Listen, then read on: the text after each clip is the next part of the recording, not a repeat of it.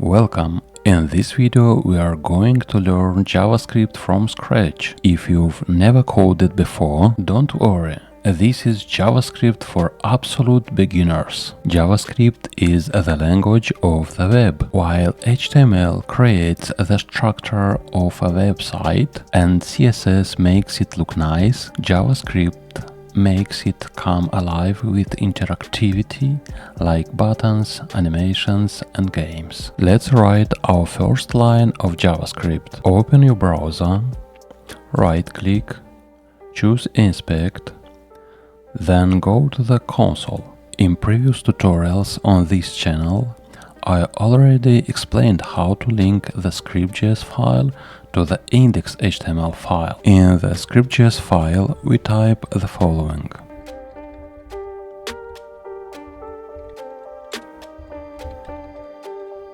Save, and boom, you just wrote your first line of code. JavaScript is everywhere. Websites, apps, even servers. Learning it opens doors to becoming a web developer and building real projects. That's it, you know now the basics of JavaScript. Keep practicing and soon you will be building amazing projects. If you enjoy this video, give a thumbs up and subscribe for more beginners friendly coding tutorials.